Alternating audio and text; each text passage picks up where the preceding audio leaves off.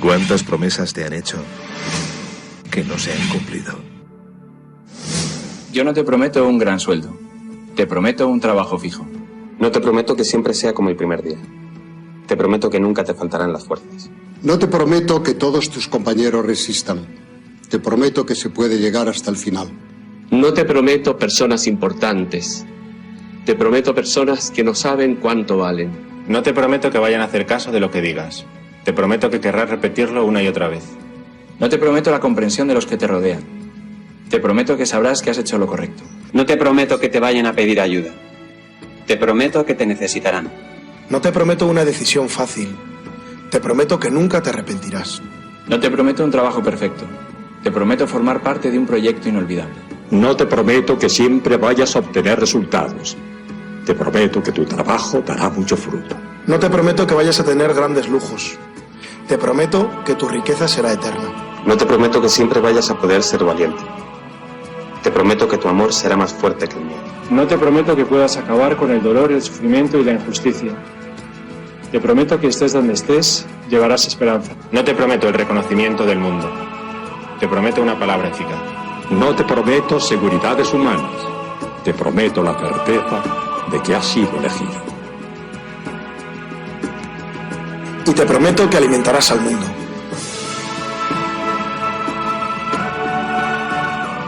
Unirás corazones. Acompañarás a los que sufren. Confirmarás a los que quieren ser fuertes. Experimentarás con ellos la verdadera alegría.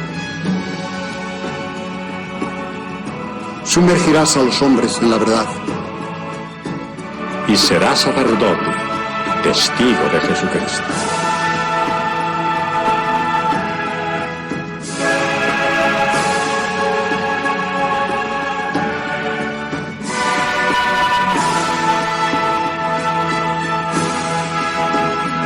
No te prometo una vida de aventuras. Te prometo una vida apasionante.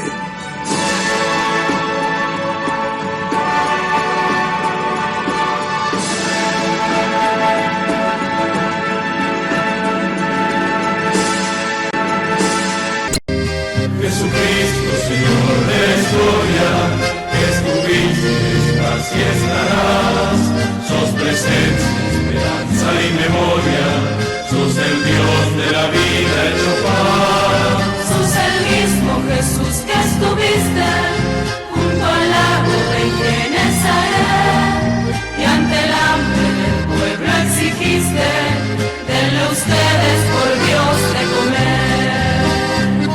Quédate con nosotros, Jesús, te da miedo tanta oscuridad. No es posible morirse de hambre en la patria bendita del pan. Quédate con nosotros, Señor, que hace falta un nuevo Emaús. La propuesta será compartir como vos y en tu nombre, Jesús. Primitivo ritual de pastores, que fue luego banquete pascual, homenaje de nuestros mayores al Dios vivo de su libertad. Cena santa, signo y profecía, memorial de Jesús servidor, nueva alianza de la Eucaristía, que es misterio de fe y comunión. Quédate con nosotros, Jesús, que da miedo tanta oscuridad. No es posible morirse de hambre en la patria bendita del pan. Quédate con nosotros, Señor, que hace falta un nuevo Emaús. La propuesta será compartir como vos y en tu nombre, Jesús, Jesús. Si la indignidad tuviera fecha, bueno, habría que ponérsela por estos días. Hace mucho tiempo que no se ve un gobierno tan indigno, tan arrastrado, para salir en una simple fotografía antes del día 20, cuando Trump asuma por segunda vez la presidencia de Estados Unidos, que no se puede creer. La payasada que han hecho los libertarios de llegar con corbata roja el otro día para conmemorar el triunfo del Partido Republicano Norteamericano es lo último que le faltaba para hacer felpudo absoluto en esta entrega, en este arrodillarse y entregarse permanentemente al amo del imperio. No tienen la menor dignidad, no les importa tenerlo, y el principal es el cachivache, que está a la búsqueda de una reunión desesperada con Trump, tocando todos los timbres posibles para ver quién le puede hacer que le dé 5 minutos antes del día 20. No sea cosa que tenga que ir el mismo día que van todos y él no se pueda diferenciar. Miren, estamos viviendo en un momento donde da vergüenza el presidente que eligieron los argentinos. Pero no solamente da vergüenza por lo indigno y arrastrado frente al imperio, sino que además parecería que el festejo del triunfo del Partido Republicano fuese algo que va a resolver la economía argentina. Como si los demócratas o republicanos, cualquiera de ellos que se quede con el poder en Estados Unidos, nos van a tratar diferente. No tienen la menor dimensión internacional, no tienen la menor idea de lo que es el poder en serio y juegan, como los chicos, a una fotografía de referencia. No se puede vivir de rodillas frente al imperio y mucho menos cuando don Fulgencio, el presidente que no tuvo infancia, quiere una fotografía, quiere un recuerdo, porque yo ya me saqué una foto con Trump, ¿se acuerdan? Cuando le di la mano desesperadamente y lo saludé. ¿Cómo podemos aceptar esta indignidad institucional? ¿Cómo puede ser que los payasos de la libertad se hayan puesto corbata roja para festejar el triunfo de uno de los dos partidos políticos del imperio? ¿En serio que estamos en una Argentina normal? ¿Ustedes creen que esta dirigencia llamada de la libertad avanza tienen en serio un concepto nacional? Miren, el otro día juró el responsable de las relaciones exteriores sobre la Torá. Ya no se jura sobre la Biblia, ahora sobre la Torá. Bueno, si alguno es ateo no va a jurar sobre ninguna de las cosas, pero lo importante es que el presidente hizo toda una exposición para decir que se cambiaban las reglas en este caso y trataba de explicar la Torá. Shalom, Milei, shalom. La verdad, estamos frente a un tiempo y a un momento donde el cuerpo de la indignidad está del cachivache para abajo en todo este gobierno deshumanizador y ridículo, pero acompañado además por una prensa canalla que no tiene gollete en la historia del periodismo argentino. Están todos preocupados para saber si antes del día 20, la prensa canalla, se reúne o no con Trump como si fuera la solución de algo. Como si milagrosamente una fotografía, una reunión, darle la mano al presidente del imperio va a resolver la incapacidad de este gobierno que le pone bandera de remate y ofrece gratuitamente las riquezas de la Argentina mientras el pueblo sufre las consecuencias de lo que eligió la mayoría. No hay que olvidarse nunca lo que eligió la mayoría de la sociedad argentina. Estamos sumergidos en el barro y del barro no se sale hacia afuera, ni hacia abajo, ni hacia el costado. Se sale para arriba, pero teniendo la capacidad de despegarse del lodo. No hay consulta posible con ningún imperio, ni con el yanqui, ni con el ruso, ni con el chino, ni con ninguno de los imperios del mundo que le vaya a resolver los problemas a la Argentina, porque ellos son imperios, justamente.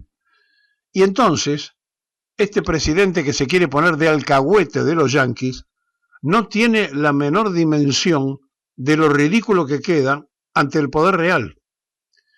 Porque, en definitiva, los que están apostando y haciendo su negocio financiero en este momento miran de reojo al cachivache que votaron y dicen, che, ¿no es mucho lo que está haciendo este tipo? Sí, claro que es mucho. Está arrastrándose públicamente para ver si antes del 20 consigue una reunión. Y llama entonces a interpósitas personas a ver si algún helio de los amigos que tiene en Estados Unidos le atiende el teléfono y le hace el puente para que lo reciban antes del día 20. Aunque más no sea para sacarse la foto, no importa si no tiene tiempo trans. Yo voy, me llevo el avión, gasto unos manguitos del pueblo argentino, me saco la foto y todo el mundo contento y feliz. ¿Cómo se puede llegar a este nivel de arrastre, a este nivel miserable, mentiroso, usurpador, vendepatria, y que nadie reaccione frente a esta postura institucional del principal empleado público? ¿En qué tiempo y en qué momento se perdió la cordura absoluta por parte de la gente que gobierna? No hay nadie en el gobierno que le diga, Milei, pará un poquito, pará, no te ofrezcas tanto que quedás ridículo. Está peleando para ver si antes del 20 lo reciben. ¿Para qué? Para decir lo que ya mandó en una comunicación inmediata cuando ganó Trump. La Argentina está a su disposición. Acá estamos, queremos ser felpudo del imperio. Usted manda, dígame qué tengo que hacer. ¿En serio estamos viviendo esta realidad? ¿De verdad la mayoría del pueblo votó a un tipo que dijo que iba a romper todo con la motosierra, que era un topo que venía a destruir el Estado, y ahora tolera esto? ¿De verdad estamos en este momento, en esta situación los argentinos? Bueno, entonces el problema no es Milei. El problema somos nosotros como sociedad, y el problema no se arregla porque toquemos una castañuela y pensemos que va a cambiar todo con el simple ruido de la castañuela. No, no, no. Es un problema mucho más profundo de la sociedad argentina. Porque este señor no es consecuencia de una dictadura, es consecuencia del voto mayoritario de la República. Lo pusieron con los votos de la mayoría de los argentinos. Por lo tanto, si esto es lo que la mayoría de los argentinos piensan y creen, alguno de nosotros está sobrando aquí, está viviendo en el país equivocado. Alguno de nosotros está mirando algo que no termina de entender, porque aquello que se escuchaba, que la patria no se vende, la están alquilando, subdividiendo y rematando. A ver si nos damos cuenta de lo que está pasando. A ver si nos damos cuenta de estos felpudos que se pusieron corbata roja para festejar el triunfo de uno de los partidos del imperio. A ver si entendemos quiénes son los que están gobernando. A ver si se despiertan de una vez los dirigentes del movimiento nacional que hacen piripipí en los medios, pero que están ausentes de la conducción de un pueblo que está a la deriva y en la búsqueda. Están entregando todo, la soberanía, y ahora llegó el momento de ser felpudo y entregar la dignidad nacional. No se puede creer lo que estamos viviendo en este mismo momento los argentinos. ¿Cómo va, Rodolfo? Lo dejamos que se siente, Tailade, lo venimos anunciando, así que hace ingreso en vivo. ¿Cómo estás? Qué bueno verte. Bueno, ¿cómo gracias. Estás? ¿Todo bien? Muy bien, por suerte. Qué bueno, me alegra mucho. Estamos haciendo una suerte de resumen de la situación con el juez Hornos. Ajá. Vamos a arrancar con eso, si te parece. Bueno, cómo no. Contábamos, bueno, pero en principio la doble vara, ¿no? Como este caso no tuvo tanta difusión como otros casos por denuncia de violencia de género, lo que muestra que es muy vil cómo se utilizan a veces las causas por violencia de género y pasa a una instancia secundaria lo que le sucede a las víctimas o la seguridad de las víctimas y demás. Así es. Ahora, sin entrar en detalle, o en todo caso después entramos en detalle, lo que veníamos resumiendo es que la causa fue archivada por marihuana en la justicia, en el Consejo de la Magistratura se está avanzando, la víctima pide ser escuchada, pidió 2 veces ser escuchada. Así es. ¿Y qué pasa? Bueno, con forceps pudimos lograr en la última reunión de la comisión de acusación, que es uno de los ámbitos de funcionamiento del Consejo, de la Magistratura, y en donde se sustancia esta denuncia. En esa reunión de comisión pudimos con forceps sacar una citación para declarar a la víctima, está haciendo, que como decías vos, Felicitas, está pidiendo ser escuchada en el expediente y, bueno, logramos que se disponga la citación o la declaración testimonial de esta mujer y sin fecha todavía porque lograron dilatar un poco a partir de actualizar todos estos expedientes que también contaste recién, que más allá de que alguno está archivado o no, creo que deberían seguir teniendo algún tipo de movimiento. Pero bueno, esa es la última novedad. Yo creo que hay que hacer una suerte de repaso de toda una película que justamente tiene que ver también con lo que decías vos respecto de la doble vara, ¿no? En otros casos, sin ir más lejos, el del expresidente Alberto Fernández es tapa continua. No, este caso está... En ese caso expusieron además a la víctima que había pedido no ser expuesta, publicaron la foto. Y hay cosas más graves que, bueno, yo me meto porque... No en este caso, pero está muy claro que los propios jueces, o desde Comodoro Pi, el propio juez Ercolini, forzó a Yáñez a meterse en una denuncia. Es decir, ella en principio no tenía interés, de hecho se asustó. Pero Rodolfo, pero bueno, filtraron los contenidos además, de los chats. sí, no, por supuesto. No, hay una presión absoluta y además hay cosas muy raras, ¿no? Pero bueno, en el caso nuestro, en el caso particular del juez Hornos, la denuncia la hace una expareja, la hace ante la Oficina de Violencia Doméstica de la Corte. Es decir, no va a ninguna fiscalía, no va a un juzgado. No hace una denuncia penal, sino que expone su situación. Ella busca protección. Básicamente busca protección, pero expone una serie de hechos graves, muy graves, desde hostigamiento, acoso psicológico, psicopateos, etcétera, hasta violencia sexual, digamos, ¿no? Y bueno, a partir de ahí, la Oficina de Violencia de la Corte dispara dos caminos. Manda testimonios de eso a la justicia civil, que es donde se dispone inicialmente una restricción, una perimetral, que también se dispone la prohibición de hablar del caso, o por lo menos de mencionar el nombre de la víctima, y el camino penal, que termina, después de algunas peripecias, termina en Comodoro Pi, con Marijuán pidiendo el archivo y el juez haciendo lugar, en función de que la víctima había manifestado su intención de no impulsar la acción penal. Lo que pasa que, lo que yo veo es que no solamente acá había que investigar un delito de acción privada, que es el que depende de la víctima, por ejemplo, la violencia sexual, sino una serie de cosas que son de orden público y no dependen de la víctima, que está usando, habla de manipulación de armas, de amenazas como juez, la utilización, digamos, del cargo de juez. Es decir, hay una serie de cosas que, desde mi punto de vista, no deberían haber terminado en un archivo, porque no solamente se investigaba algo que dependía de ella. Lo que pasa es que el archivo termina demostrando el poder del que se jacta Hornos, ¿no? De hecho, él trabaja 2 pisos abajo de Marijuán, 3 pisos abajo, es decir, el mismo edificio. Imagínense una persona como esta chica, como esta mujer, absolutamente desprotegida frente a semejante poder. Y en el Consejo de la Magistratura, no solamente el caso Hornos, hay una articulación dirigida a eliminar de inmediato cualquier intento de investigación contra los jueces del poder. Lago Escondido está absolutamente bloqueada la investigación, no podemos presentar ni siquiera una medida de prueba, no es que queremos destituir a los jueces, queremos abrir una investigación para pedir pruebas. Se bloquea por completo por una mayoría integrada por los jueces y por el radicalismo, y por los consejeros que tiene el radicalismo ahí, y por los consejeros que responden a el rector de la Universidad de Loma de Zamora, Diego Molea, que en su momento fue presidente del Consejo. Ellos bloquean esa investigación del Lago Escondido, que yo creo que debe ser el hecho más grave de los, en términos de escándalo judicial, por lo menos de los últimos 10 años. Y mirá que ha habido escándalos, ¿no?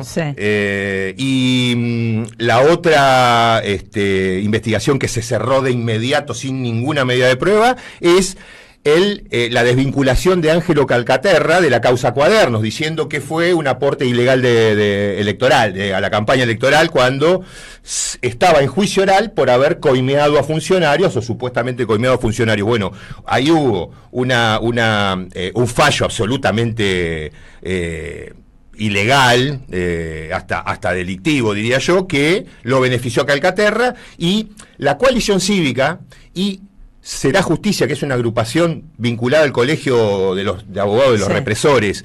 Básicamente su figura visible es María Eugenia Talerico, digamos, o sea, de kirchnerista absolutamente nada. La coalición cívica por un lado y Talerico por otro denunciaron el caso en el Consejo de la Magistratura. Y sin embargo, sus aliados avanzaron igual con el cierre, digamos, con el cierre de la investigación sin ninguna medida. Y la última fue...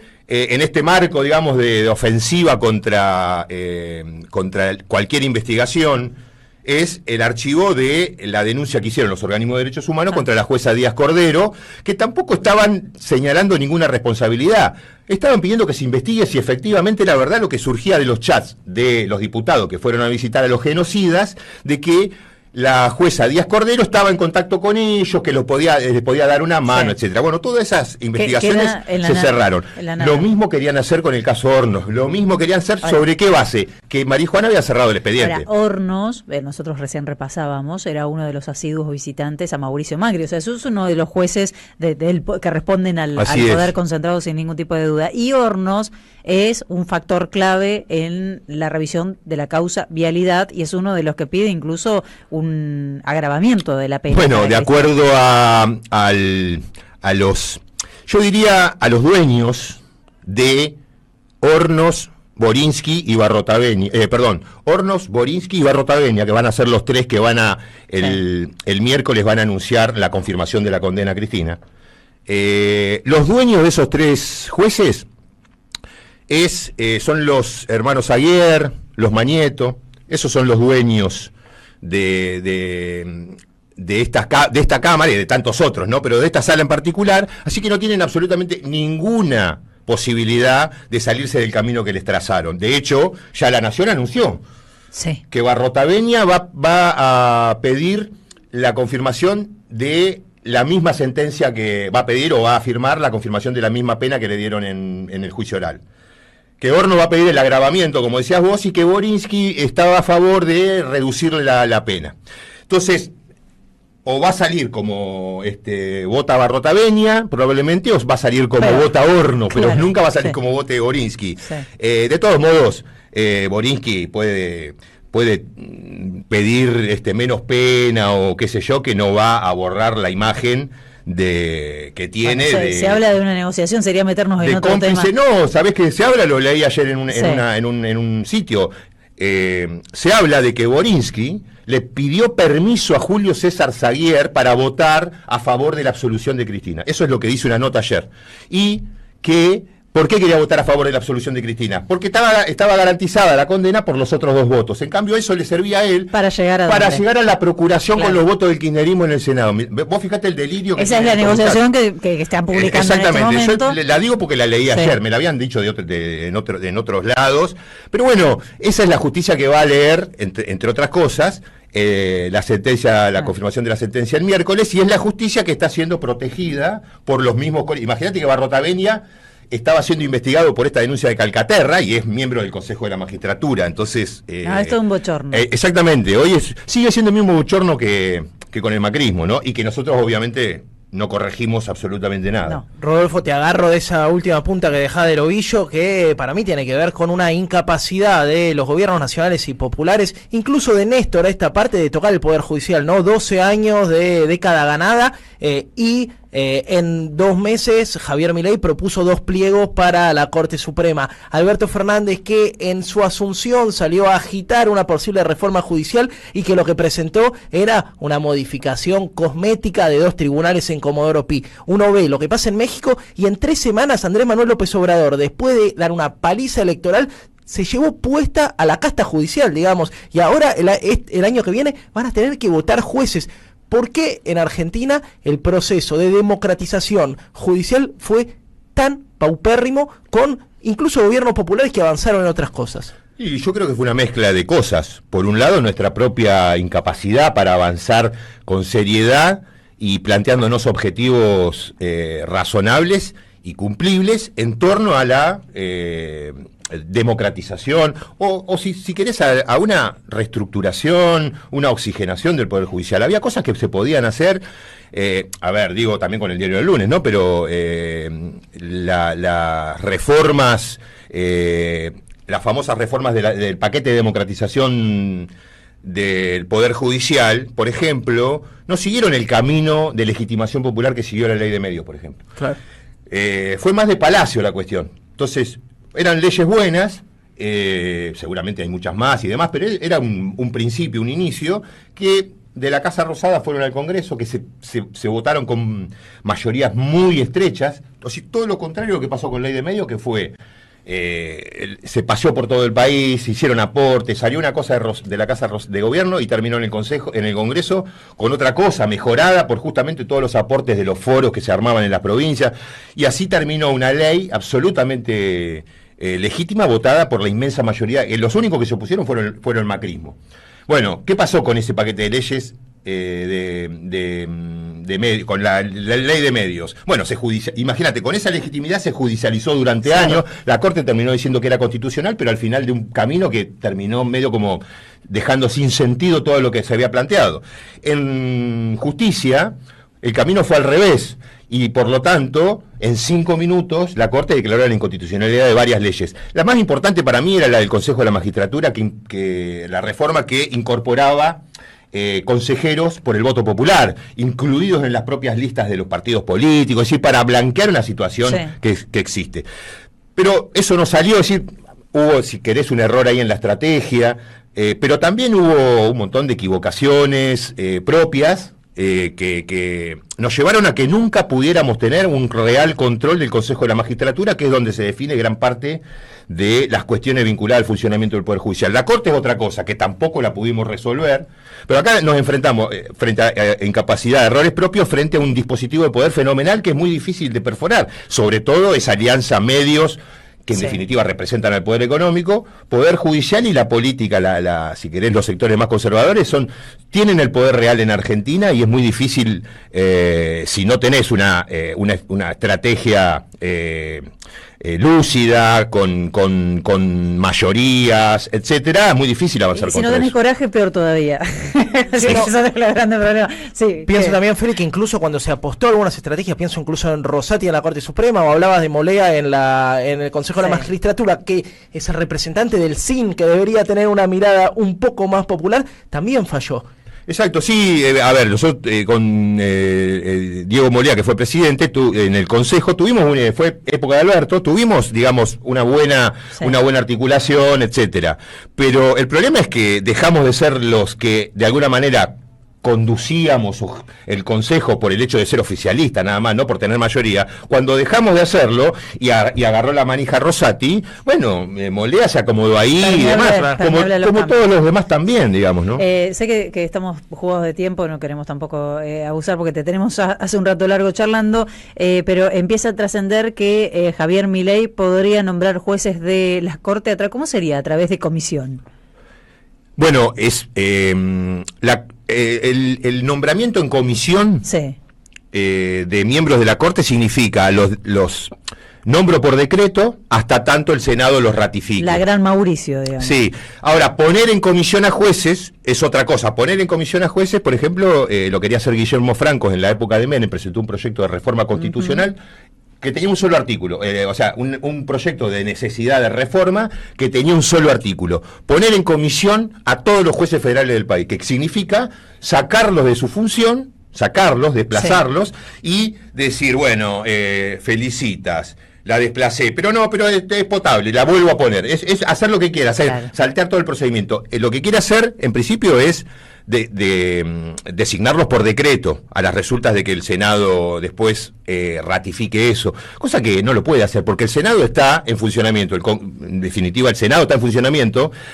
¿Y por qué cree Javier Milei que la Constitución dice que la propuesta del presidente tiene que ser aprobada por el Senado? Porque puede haber un rechazo del Senado, es decir, no quieren, no puede ser un motivo, no le gusta mi candidato al Senado, lo meto por decreto. No, o sea, por algo la Constitución exige el respaldo, la ratificación del Senado a una propuesta.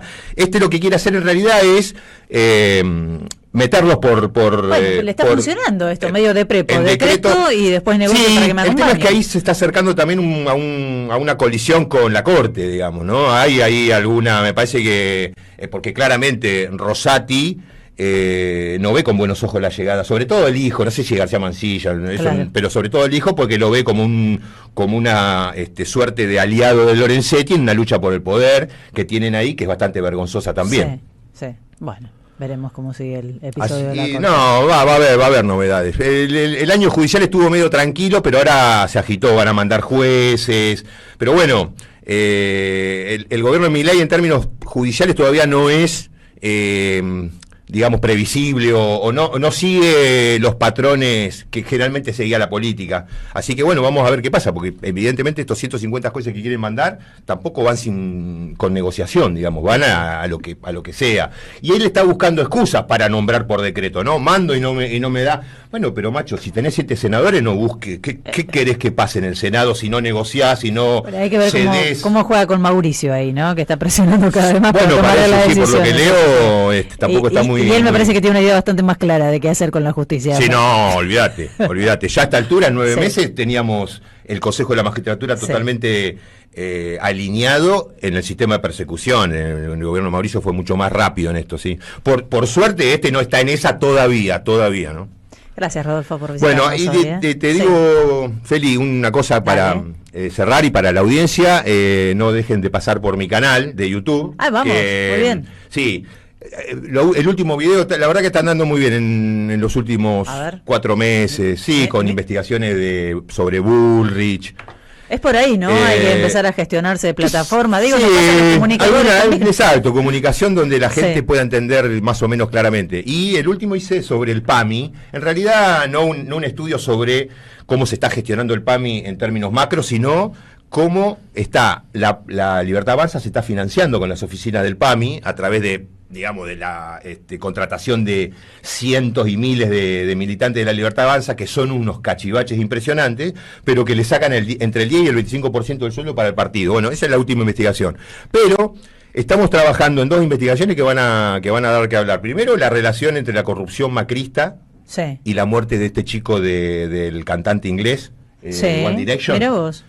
Bueno, porque el hombre que está acusado de Abandono abandono de El personas amigo, supuesto amigo. es el supuesto amigo, manager, no se sabe bien qué, hizo negocios con la famosa renovar los programas de energía de Macri. Y negocios, pero escandalosos, que los voy a recordar. Y la segunda cuestión que estamos viendo estamos profundizando en investigación sobre denuncias de acoso sexual contra Jorge Macri, que se callan bien la boquita los medios. Ya he escuchado ¿Sí? en otro lado esa información, ¿eh? Yo encontré en las redes, ya encontré 2. Mirá Y vos. una que tiene recepción en las fiscalías de la ciudad de Buenos Aires. O sea, quiero ver, y lo que cuenta esa chica es terrible. Pero bueno, son 2 denuncias hasta ahora, parece que hay queremos más. saber más, va a tener buen Sí, millaje no, eso, seguro que sí. Así que nos contás y los invito a todos y todas. Muy bien este canal, mira, no sabía, Rodolfo. Sí, yo sí, ya anda me- bien. Acá me estoy suscribiendo. Cumplimos 2 años y medio más o menos. Rodo Tailade, así se llama. Rodo ¿eh? Tailade. Cumplimos 2 años y medio y tenemos 3,5 millones de vistas. En programa o en un canal que se dedica a la política, digamos, Sí. es mucho, así que, y casi 50.000 suscriptores, así que anda bien. Un montón tiene. Es bueno. Bueno, lo recomendamos a nuestros Dale, oyentes gracias. también. Rodo Tailade lo buscan y la verdad que yo estoy mirando saqueos al PAMI. ¿Dónde está la guita del departamento de Karina Milei en Miami? El que más visualizaciones ¿Qué? tuvo es el donde hicimos el video sobre los títulos de Milei, los títulos truchos de doctor Sí. y todo eso, que nos Y reímos no bastante. explicaste, no En la te escuelita de metiste. Venegas Bueno, le dio con la declaración jurada. un terciario en internet, le dio el título de doctor honoris causa, ¿no? Claro, no sé, los Venegas Lynch le dieron honoris causa en algo que no es una universidad, o no, por lo menos no está Bueno, reconocida pero como... ellos le querían llamar honoris causa. ¿Quiénes son? Pero bueno, no, está muy gracioso. Claro, loco, si Conan sigue vivo, puede Es ser que doctor. también hay que encararlo un poco por ahí, ¿no? Por el humor, eso un poco tratamos de hacer, información y tomarnos un poco también las cosas con cierta... En la medida de lo posible, Sí, ¿no? Porque exacto, si no, en la medida de lo posible. Es muy difícil, gracias, Rosa. Sí. Es muy difícil. Pásame el micrófono. Miren lo que me encontré. ¿Ya lo habían visto este? Es un documento que publicó Mexicanos contra la Corrupción en el 2018. Lo digo porque su mayor exponente dice que va a marchar hoy para defender al Poder Judicial. Muy interesante, muy interesante. El poder familiar de la Federación. al menos 500 jueces y magistrados de todo el país tienen trabajando en tribunales y juzgados a esposas, hijos, papás, sobrinos, tíos, cuñados y hasta suegras. Estas redes clientelares se extienden a más de 7,000 servidores públicos. Ejemplos: un magistrado con 17 parientes. Guanajuato, en donde 38 de 46 titulares tienen familiares, que equivale al 82.61%. En Colima, de 199 empleados, al menos 136 tienen parientes, lo que representa el 68.34% del total de plazas. No, Jalisco, el virreinato de los hijos, así le llaman ellos, ¿eh? Jalisco ocupa el primer lugar nacional en contratar a los hijos de jueces y magistrados. En este circuito hay 33 juzgadores que tienen en el mismo Poder Judicial Federal a 54 de sus hijos.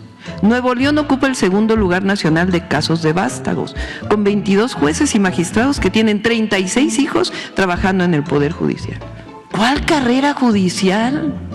Parece que es un asunto entre algunos ministros de la Corte y la Presidenta de la República. No, como si cualquier persona que viniera sin vínculos, sin palancas, pudiera entrar al Poder Judicial y llegar a ser juez.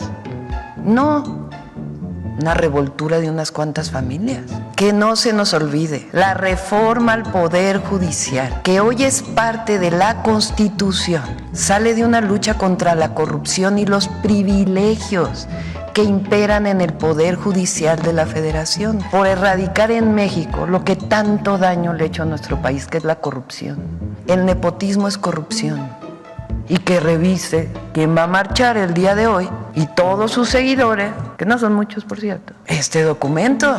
A ver que nos expliquen qué cambió. Si la propia ministra hace unos meses publicó un documento donde habla del nepotismo en el Poder Judicial. Si la gente elige a los jueces, a las juezas, a las y los magistrados, a las y los ministros, pues entonces se va a transformar el Poder Judicial. ¿Saben cómo lo encontré? En Google. Tenemos el gusto de saludar a Pablo Moyano, co-secretario general de la CGT. ¿Cómo te va, Pablo? Lucas Molinari te saluda. ¿Qué tal? Buen día, ¿cómo andas? Buen día. ¿Qué opinión tenés de lo que está pasando con Aerolíneas? Bueno, en primer lugar, mi total solidaridad con los trabajadores y trabajadoras de Aerolíneas, la solidaridad con los compañeros que están llevando adelante estas medidas y el ataque mediático que están recibiendo tanto Juan Pablo Grey, compañero Llano, el compañero Pablo Viró, que son las caras visibles de este conflicto. He hablado permanentemente con ellos, rechazamos cualquier intento de vaciamiento de la empresa, el desastre que están llevando adelante esta política anti-obreros, anti-trabajadores y el total apoyo a las medidas que puede llevar a tomar de acá en adelante, ¿no? El gobierno plantea que los dirigentes sindicales son terroristas por desarrollar un plan de lucha, en este caso en defensa del salario y también en defensa de la empresa, de Aerolíneas Argentinas, de la soberanía. Lo tiene acostumbrado, este cachivache del presidente lo tiene acostumbrado del ataque permanente a la oposición. Las cosas que le ha dicho a los diputadas y diputados, a los gobernadores, a los empresarios, bueno, ahora ha tomado como enemigo al sindicalismo. La terrorista la tiene él, que era Patricia Bullrich, que él mismo decía que ponía bombas en los jardines de infantes. Entonces creen que el sindicalismo nos van a disciplinar, nos van a arriar, nos van a asustar o callar. Algunos se podrán callar o asustarse, pero nosotros no han podido, ni la dictadura militar, ni el menemismo, ni la alianza, ni Macri. ¿Vos te crees que este cachivache va a poder hacer callar al sindicalismo? Totalmente lo contrario, ¿no? Cada vez la conflictividad social, yo lo he dicho varias veces, está creciendo. Todas las actividades, o la gran mayoría, están con quilombos de paritarias, o con recesión, o con los planes de privatización, lo que eso va a traer despidos y achique de personal. Va a haber una resistencia muy grande, ya la están haciendo los compañeros aeronáuticos y seguramente otras actividades que están siendo atacadas por este modelo económico que ayer ya el presidente se terminó la recesión, se están empezando a crear fuentes de trabajo. Creo que le están escribiendo el diario de Irigoyen, ¿no? si se calcula se han perdido más de 200.000 puestos de trabajo. Capaz que le abrió un supermercado chino, contrató a 5 personas y con eso quiere decir que ha crecido o está creciendo el empleo. Totalmente están viendo otra Argentina, otra realidad, y se está viendo en la calle, ¿no? Vos fijate el paro del transporte del 30 de octubre, fue el 100%, y vos te acordás cuando en otros años hacíamos medidas cosas, bueno, la gente te puteaba, y vos fíjate cómo fue este 30 de octubre, ¿no? Un paro masivo, y es el inicio de varias medidas que se van a ir tomando con relación a la actividad del transporte. ¿Cómo viene el debate en la mesa de transporte? Esta semana aparte ha habido cambios. ¿Cómo viene el debate, Pablo? Porque se hablaba también de, ante esta realidad de aerolíneas y en otras actividades, razones nos faltan como para ir a una segunda medida de fuerza. Bueno, justo te corté, sí hubo cambio en la CAT, donde ha renunciado el ex secretario general, Sacia. El martes a la mañana asume Juan Carlos Smith como nuevo secretario de la CAT. Y el mismo martes a las 5 nos juntamos en la mesa de transporte, bueno, para analizar. Seguramente los compañeros aeronáuticos van a explicar cómo viene ese conflicto, los mismos compañeros matulanos de los trenes, con esta privatización, y bueno, se analizarán las medidas que se pueden anunciar para finales de noviembre, o antes, ¿no? Y en la CGT, ¿qué pasa? Porque en julio se había planteado públicamente que se iba a hacer un plenario de secretarios generales, también de regionales, y eso no fue convocado. Bueno, la CGT no hay mucho que descubrir esta partida, ¿no? Hay compañeros que creen que hay que seguir dialogando con el gobierno, y otro sector que somos los que estamos confrontando, que hay que seguir profundizando la confrontación con el gobierno. Pero cuando dicen, no, la CGT no, parte de la CGT, estamos en la calle, y parte de la CGT prefiere dialogar, no sé para qué, con el gobierno. Seguramente en los próximos días habrá consejo directivo y ahí se debatirán qué se prioriza, ¿no? O defender a los trabajadores o seguir dialogando con el gobierno, donde lamentablemente las pocas reuniones que hubo, que yo no participé y que nunca voy a sentarme con estos tipos, no se avanzó nada, ¿no? Todo lo contrario, se volvió el impuesto al trabajo, vetaron las jubilaciones, ahora ya empieza a regir el tema de los contratos trabajadores independientes, y bueno, toda medida en contra del trabajo real, así que bueno, te vuelvo a reiterar, ya lo he dicho 100 veces, hay que seguir profundizando la confrontación, porque los trabajadores, ustedes lo relatan permanentemente, los jubilados, y gran sector de la sociedad la está pasando muy mal. ¿Y la política cómo la estás viendo? La política profesional, ha habido discusiones internas del Partido Justicialista, bueno, finalmente quedó Cristina al frente. ¿Cómo estás viendo eso? Porque también en la salida de este momento tan lúgubre para la Argentina hay que ver cómo se logra también una salida política, ¿no?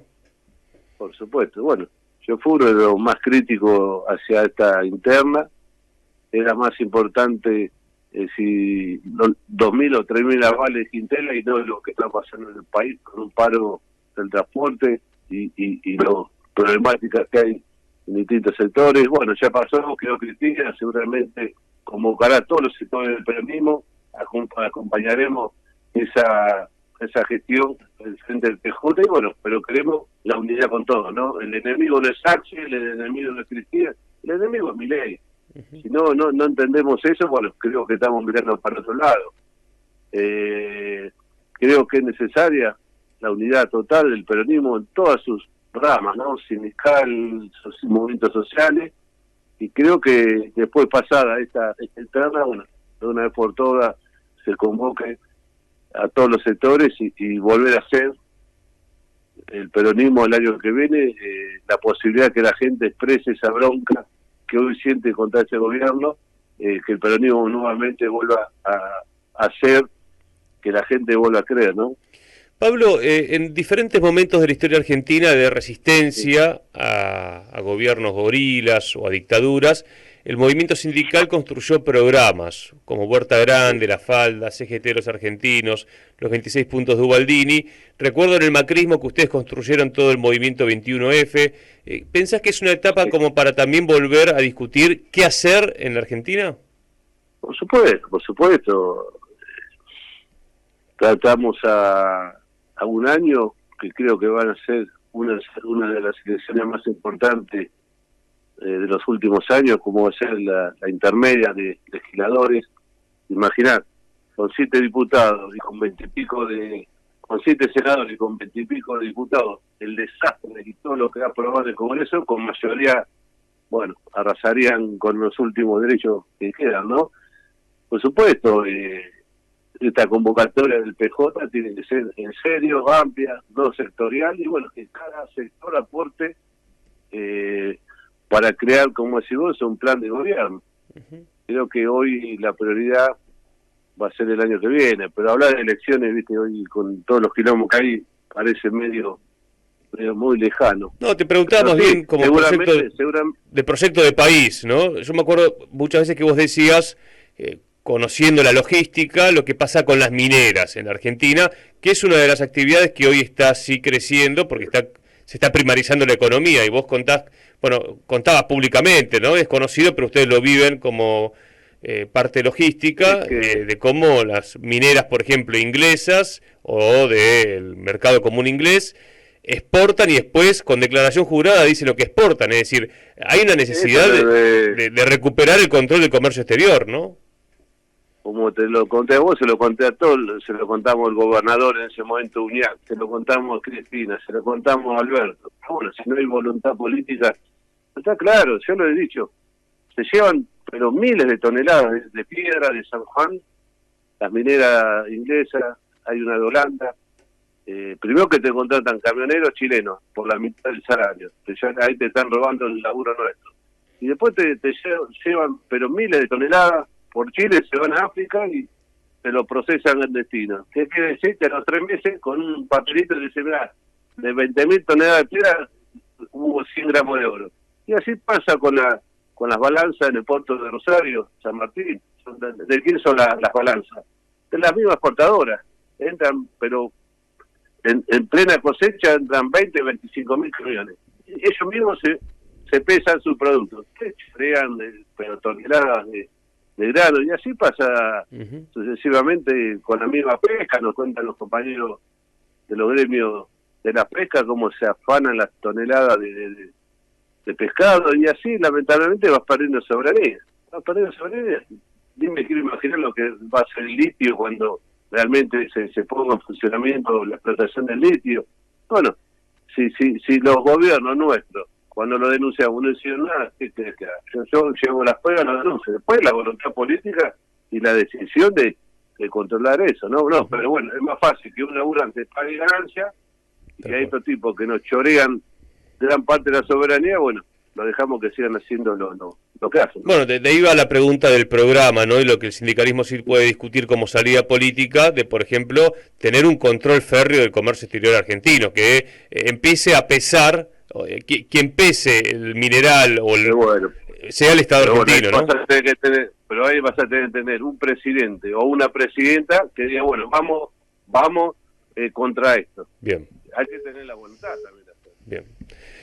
Ojalá que el próximo presidente, que no tengo duda, tiene y va a ser peronista, bueno, tenga esa voluntad y esa decisión. Los laburantes vamos a acompañar toda esa medida. Esas son medidas revolucionarias, esas son medidas en defensa de nuestra soberanía.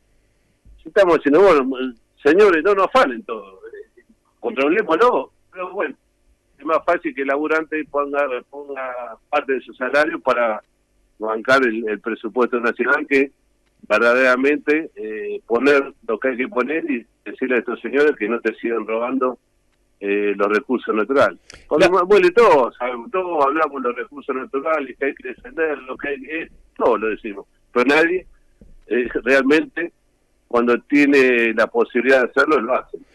La última, Pablo, vos también sos un referente sindical a nivel internacional, y hoy el sindicalismo a nivel mundial está discutiendo cómo se aplica la inteligencia artificial en el mundo del trabajo, bueno, cuál va a ser el futuro del trabajo, ¿qué apuntarías eso? Porque generalmente esto no se informa en los medios argentinos, pero el movimiento sindical nuestro tiene mucha presencia en el mundo, en los debates, por ejemplo, con, me acuerdo, la empresa Boeing, ¿no? De si tiene que haber o no aviones no tripulados. ¿Cómo están viendo esa discusión a nivel mundial? Nosotros hace 20 días participamos del transporte a nivel mundial, en la ITF, en Marruecos, cerca de 3.000 comerciales de todo el mundo. Yo fui elegido vicepresidente mundial y muchos compañeros de otras actividades, como aeronáutico, de la pesca, marítima, también en sus secciones fueron también elegidos. Bueno, esa problemática, cada vez que hay estos congresos, todo el mundo dice lo mismo, ¿no? La cantidad de despidos que están produciendo en algunos países del mundo. Ya también se hablan de camiones sin choferes, hasta aviones sin pilotos. Es una complejidad muy importante, ¿no? Pero voy a hablar de Argentina, de la inteligencia artificial, o que un camión vaya sin chofer. Con el quilombo que tenemos día a día, no creo que el laburante hoy no está preocupado por eso. Claro, sabemos que dentro de muchos años puede llegar a producirse, pero hoy el día a día que te lleva a defender el salario, el laburo, los puestos de trabajo, creo que hoy el movimiento obrero estamos enfocados en eso. Sabemos lo que se viene, pero parece muy lejano que eso se pueda llegar a implementar en nuestro país. Pablo, te agradecemos la charla, ¿eh? No, gracias a ustedes, buen día. No, gracias a ustedes. Gobernador Juan Strasnoy le consulta. Recién mencionaba las ganancias muy importantes que está generando la bicicleta financiera, el carry trade, la transferencia de ingresos que está generando. Ahora, ¿le preocupa el riesgo, que haya riesgos en términos macroeconómicos, posibilidad de que esto derive en cimbronazos por el lado cambiario, como empezaron a advertir algunos economistas, algunos analistas? Yo lo había comentado el 17 de octubre que estábamos ahí en Berizo, en el kilómetro cero del peronismo, pero bueno, me tomé un ratito en una manifestación como de 40.000 personas de explicar un poco, y yo lo comparaba con los esquemas estos de estafa piramidal, estafa Ponzi, ¿no? De esquema Ponzi, porque ¿cómo funciona este tema de la valorización financiera, de la bicicleta financiera? Y básicamente fijás el tipo de cambio, acá está puesta la evaluación del oficial a 2%, como en la tablita de Martínez de Oz, se preanuncia y se garantiza que el tipo de cambio va a estar fijo, como fue la convertibilidad, y después se pone internamente una tasa de interés que, medida en dólares, es inmensa. El diario El País ayer hablaba de ganancias de 50% en dólares. Vos fíjate que la tasa de interés en los países centrales puede estar 2%, 3%, 4%, es el mejor negocio del mundo. Pero ¿de qué depende?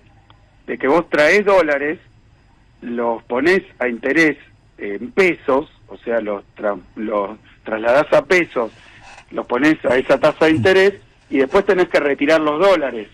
Para retirar los dólares, este sistema necesita alimentarse para sostener ese tipo de cambio con un seguro cambiario con cada vez más dólares. Entonces, esto es lo que nadie puede saber, en qué momento exacto esto se cae. La estafa piramidal es parecida, ¿no? Le ofrecen una ganancia en dólares al primero que entra, y después le ofrecen al segundo y al tercero, y el segundo y el tercero ponen sus dólares, con lo cual al primero le pagan. Pero para pagarle al segundo y al tercero necesitas 4 más, y para pagarle a los 4 necesitas 16 más, y es exponencial. Entonces hace falta ir sosteniendo, no es exactamente igual, pero es parecido. Ahora, el día que alguien piensa que esto no es sostenible, o se enteran todos, como ocurrió hace poquito en alguna localidad de la provincia, piden retirar la plata, y si quieren retirar la plata todos juntos, se genera el quiebre del sistema. Entonces yo digo, es una situación que mientras dure, y bueno, evidentemente genera estas ganancias. Cuando se complica, o cuando se interrumpe, o cuando se genera una situación de inestabilidad, como pasó con Toto Caputo, ministro durante el gobierno de Macri, había pedido un montón de guita en Wall Street y en un momento dijeron no te presto más y tuvieron que salir corriendo entre gallos y medianoche a buscar 57.000 millones de dólares, al final pidieron 45.000 al Fondo Monetario Internacional para permitir la salida de los que habían entrado. Pero después hubo, bueno, ya conocemos la historia, por eso yo no quiero ponerme a vaticinar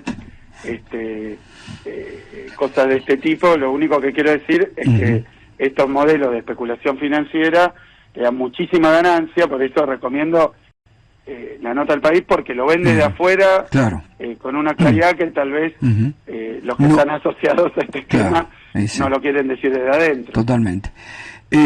Axel, veíamos esta semana también que habías puesto y te sumaste a los saludos por la nominación de Cristina Kirchner como presidenta del PJ. ¿Qué esperan para para esta nueva etapa y la necesidad de reorganizar un partido, ¿no?, como el peronismo? Bueno, Cristina fue clara en su documento, así que nosotros, por supuesto, que lo que necesitamos es una oposición fuerte, que dé respuesta. Ahora estamos discutiendo en el Parlamento el presupuesto 2025, que también es un presupuesto de ajuste. Estamos discutiendo lo de los decretos, lo de las reestructuraciones de deuda, lo de los DNU. Son temas muy, muy importantes, así que esperamos, por supuesto, nosotros desde la provincia de Buenos Aires tenemos también la responsabilidad de gobernar, compensar y resistir y sostener. Así que bueno, yo creo que la oposición y por supuesto el partido a la altura de esta situación tiene que dar una respuesta muy contundente, porque es lo que nos piden en todos lados, ¿no? Así es, así es. Bueno, ya acá hay oyentes que saludan tu presencia en De la Garma, ¿no? Y que estuvieron bueno, un pueblito donde hicimos un hospitalito hermoso, y además vamos a alargar la cloaca que abandonó el gobierno nacional, que no hay cloaca ahí, así que imagínate cómo está la provincia y el país. Sí, y pronto también me parece que se van a tener que hacer cargo de las rutas nacionales que abandona, es un estado, hay rutas ahí desesperantes, ¿no? Cómo las están dejando abandonadas y el riesgo que representa para todos los vehículos, ¿no? Y bueno, lo que pasa es que el sistema de rutas de vialidad necesita mantenimiento permanente. A nosotros en la provincia ya nos cuesta mucho con las rutas provinciales, de hecho todavía estamos ampliando, llegando, además de hacer la ruta 11, vos todo esto lo conocés, enormes proyectos que tenemos, los caminos rurales, pero bueno, que nos tiren por la cabeza las rutas nacionales, que son claramente responsabilidad del gobierno nacional, como es la ruta 7, que separaron las obras, la ruta 5, que separaron las obras, y hay otras como la autopista Presidente Perón. El otro día ya terminamos de conformar el consorcio, donde estamos pidiendo que nos la transfieran porque falta terminarla, y la queremos terminar, porque no tiene iluminación, no tiene de nadie, sino se abandonan, no hacen y además ni siquiera, a veces hace falta actos administrativos, jurídicos para poder hacernos cargo de algo que no es jurisdicción provincial. Totalmente. Bueno, Axel, gracias, la verdad que felicitarte como siempre, que estás ahí al pie del cañón, recorriendo, visitando los pueblitos, estás en todas, y se necesita en este momento eso, gestión y dar respuesta a la sociedad, y ahí estás, así que felicitaciones como siempre. Abrazo. Bueno, muchas gracias, Gato, feliz cumple. Gracias. Saludos para todos. Gracias. Y abrazo enorme como siempre. Nosotros somos de la generación del 70, a nosotros nos han fusilado, nos han perseguido, nos han torturado y nos han desaparecido. A nosotros no nos va a dar miedo. No solamente está en contra del Fondo de Garantía de Sustentabilidad, que tiene 76.000 millones de dólares y que eso pertenece a los trabajadores y al sistema previsional. Y claro, esto la gente no lo sabe y se queda muy tranquila, pero los próximos jubilados no van a tener jubilación. Y si a nosotros nos pasa algo, ese fondo de garantías ya se lo robaron, lo pasaron al Estado. a los fondos del Tesoro Nacional. ¿Para qué? No para pagar la deuda externa, para seguir robándonos. Entonces por eso estamos acá. Nos quieren dejar sin patria, nos están rematando las tierras del territorio argentino que nos pertenece absolutamente a todos. Lo mismo que nuestras riquezas, nuestros petróleos, nuestro litio, nuestro gas y todo lo que significa el suelo argentino. Por eso estamos acá. Somos los jubilados, pero también vamos a entrar en cada una de las marchas y cacerolazos, porque Patricia Bullrich nos quiere meter miedo, pero nosotros somos de la generación del 70, a nosotros nos han fusilado, nos han perseguido, nos han torturado y nos han desaparecido. A nosotros no nos va a dar miedo, jamás vamos a tener miedo, porque ellos no están con la ley ni con la Constitución, nosotros sí, y somos un pueblo que siempre defendió la democracia, porque somos un pueblo de paz, de trabajo, de prosperidad, y que no se hagan los vivos, porque si dejamos de trabajar, ninguno de todos los ricos que se roban la plata del país van a poder hacer nada, porque acá el que cosecha es el peón de campo y el que trabaja en las industrias es el obrero, y los investigadores y los científicos y los empresarios de las pymes son los que levantan al país. Así que no se hagan los vivos, este DNU lo tenemos que derribar entre toda la ciudadanía. Yo soy Raquel Márquez y pertenezco a la Confederación General de Jubilados y Pensionados del país. Ahora soy una militante de toda la vida. Nunca tuve ningún cargo y nunca tuve ninguna función pública, pero sé perfectamente cuál es el deber de los diputados y de los senadores. Y espero sinceramente, y este es un mensaje para los legisladores que son los representantes del pueblo, que tengan muy en claro que el pueblo argentino no es estúpido, que no nos traten a las personas porque cobran un plan, que son planeros negros y villeros de mierda que no sirven para nada. Esa gente piensa, come y además trabaja para levantar el país. Así que les quiero decir a ustedes que son jóvenes, que tengan mucho cuidado, que no se dejen llevar. Este DNU es inconstitucional. No puede ser que se queden en sus casas. Tenemos que defender la patria. La patria no se vende. Somos argentinos. Es un mensaje para todos, para el pueblo argentino. Que vengan, que salgan a las calles. Tenemos que hacer caer este DNU. Y a los diputados y senadores que sepan muy bien que nosotros los vamos ahora a seguir y vamos a fijar quién votó y qué votó. Y se la van a tener que ver con nosotros, que somos los que los votamos.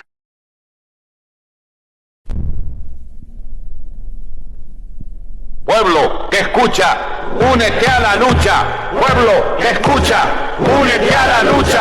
Pueblo que escucha, únete a la lucha. Pueblo que escucha, únete a la lucha.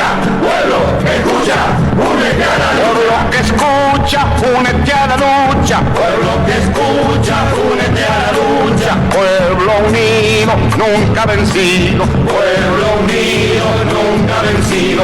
Y luche, luche, luche, no deje de luchar. Y luche, luche, luche, no deje de luchar. Por un canto de obrero, obrero y popular. Y luche, luche, luche, no deje de luchar. Pobre el pobre que no luche, siempre callado nomás. Le han de robar su guitarra, nunca más ha de cantar. Y luche, luche, luche, no deje de luchar. Y luche, luche, luche, no deje de luchar. Por un canto de obrero, obrero y popular. Y luche, luche, luche, no deje de luchar. Pueblo que escucha, únete. ¿Qué cosas tiene mi pueblo que no las puedo callar? Cualquiera viene y le ofende y él calladito nomás. Pero guarda al que trampea, pero guarda al que le miente, porque mi pueblo no es tonto, porque mi pueblo es valiente, porque mi pueblo algún día cuando la sangre sangre reviente, habrá de salir cantando con un fusil en la frente. Y entonces no habrá más niños durmiendo bajo los puentes, ni obreros, ni campesinos, siempre apretando los dientes, porque mi pueblo es de machos y nadie me lo desmiente. Y luche, luche, luche, no deje de luchar. Y luche, luche, luche, no deje de luchar.